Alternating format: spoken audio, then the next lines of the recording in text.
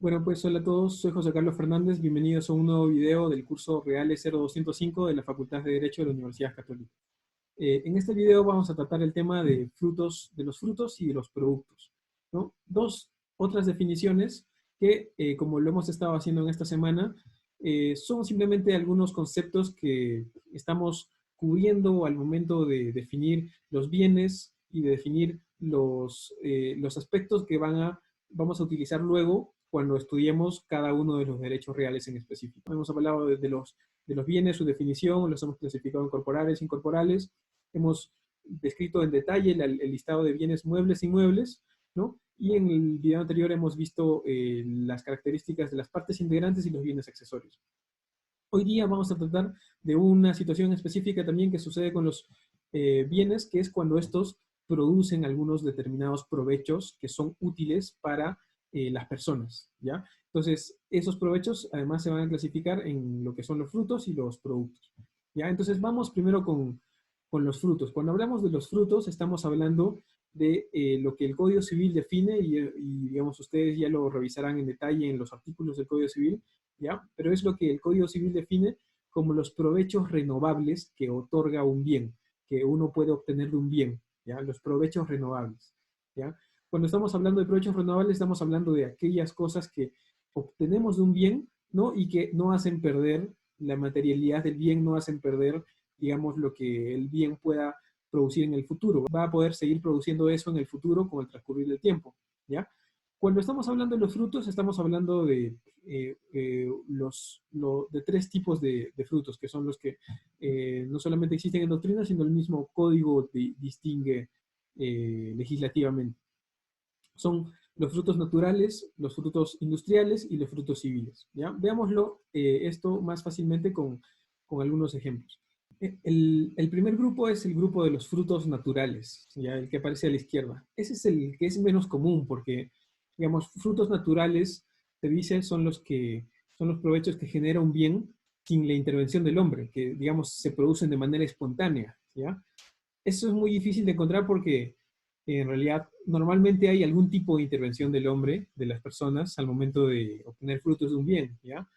El ejemplo que se me ocurre es uno que justamente he visto en los últimos días, yo que estoy ahora viviendo en una zona rural, ¿ya? Que es algunos frutos que veo que producen los huertos o las chacras de predios agrícolas y que no los hace, no los siembran las personas, ¿no? A los que les llaman incluso mala hierba, porque se producen sin la intervención de las personas o incluso contra la voluntad de las personas.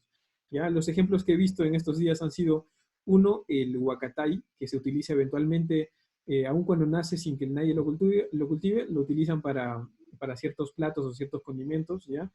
Otro es un fruto que se llama el aguaymanto, que es una que también crece espontáneamente, nadie la siembra y empieza a crecer en los huertos.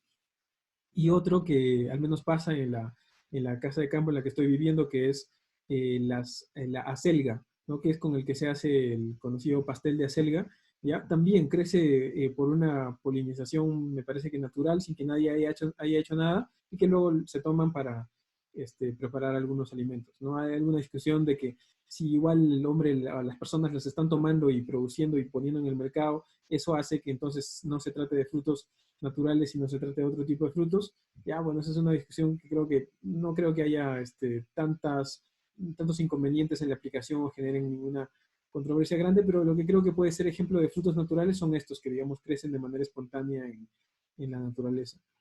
El segundo grupo son los frutos industriales, que son básicamente los frutos agrícolas, donde sí interviene la participación de las personas en producirlos, ¿no? Y ahí estamos ya más ante la producción agrícola normal, lo que es el trabajo que hacen las personas para sembrar, cosechar y eventualmente comercializar los bienes, ¿no? Eso sería un ejemplo clásico de los frutos industriales, donde interviene el hombre.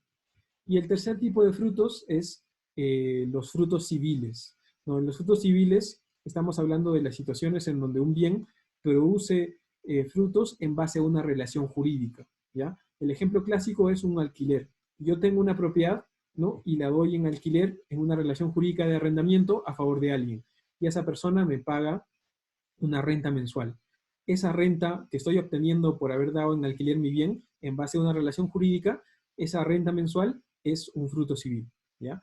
Todo esto, de nuevo, es vocabulario que a nosotros nos sirve ahora para usarlo más adelante. ¿Por qué? Porque, por ejemplo, el derecho real de usufructo nos permite usar el bien o obtener sus frutos, ya sean estos naturales, industriales o civiles, del bien. Entonces, vamos ahí en eventualmente utilizar la terminología que estamos hablando ahora, ¿no? Y una precisión adicional que vale la pena hacer, que lo recoge nuestro Código Civil, es que cuando hablamos de los frutos, la definición de frutos incluye específicamente el valor de lo que se ha obtenido restando aquello que se ha invertido en generar ese fruto, ¿no? Entonces, si se han invertido determinado monto en semillas o en trabajo de las personas, ¿no? Solamente va a ser fruto digamos, la diferencia entre lo que se ha vendido y lo que se ha invertido en generar ese fruto determinado. ¿Ya? Entonces, eso unos cuantos ejemplos de lo que representan esta clasificación de los frutos, que como les digo, es terminología que eventualmente nos va a servir para cuando entremos ya a temas específicos dentro de los derechos reales. El otro tipo de provechos que podemos obtener de los bienes son lo que se llaman los productos, ¿ya? A diferencia de los frutos, los productos se trata de provechos no renovables, ¿ya?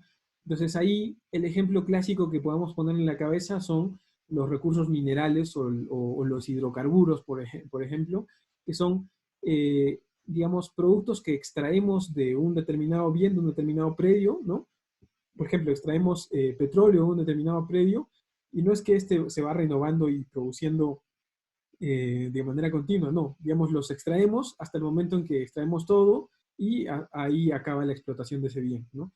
Esos que se van extrayendo de esa manera, ¿no? Que también traerían ahí los minerales, se llaman productos. Son provechos que salen también de un bien, pero son provechos no renovables, ¿ya? Podría haber alguna discusión en este tipo de temas de qué cosa es renovable o qué cosa no es no renovable, ¿no? Porque eso es una discusión además que está súper de moda ahora al momento de hablar de cuestiones de sostenibilidad, ¿no?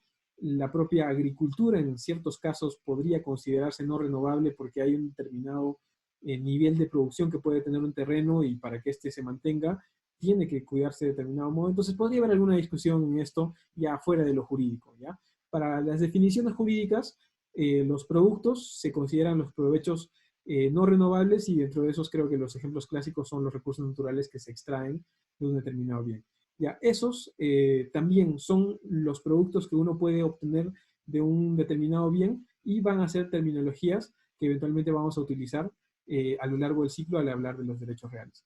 ¿Ya? Entonces, eso es en cuanto a la distinción entre los frutos y los productos y la definición que estos tienen en el Código Civil, ¿no? Y simplemente ahora lo que quiero recordarles es dónde estamos en las distintas etapas del curso, ¿no? En estas 3 primeras semanas hemos estado viendo cuestiones generales, hemos definido los derechos reales, hemos definido los bienes, hemos clasificado los bienes, hemos visto estas situaciones específicas como las partes integrantes, los bienes accesorios y los frutos y productos, ¿ya? Todavía estamos en la parte general de los reales, ¿no? Estamos hablando de cuestiones que van a ser usadas cuando hablamos de todos los derechos reales, propiedad, superficie, usufructos, servidumbres, etc. ¿Ya? Lo que va a venir en la siguiente semana va a ser entrar a un tema que algunos lo consideran como el primer derecho real, ¿no? Yo lo que voy a considerar en relación a esto es que todavía estamos ante un concepto de la parte general que es la posesión. La posesión, a eso es lo que vamos a entrar en la siguiente semana, ¿no? La posesión yo la conceptúo como algo que es lo que al final buscamos con todos los derechos reales, ¿no? Con todos los derechos reales lo que buscamos es tener algún tipo de relación fáctica con el bien, ¿ya? Pero, digamos, a veces se considera como un derecho real principal, entonces, a eso es a lo que vamos a entrar en la siguiente semana, ¿no? Todo lo que hemos visto antes es algunas cuestiones que están en la parte general de los derechos reales, ¿ya? Entonces eso es donde estamos ahora, ¿ya? Los quería poner un poco en el esquema del curso, así que lo dejamos ahí por ahora y nos vamos a ver en el siguiente video en la siguiente semana. Así que, adiós.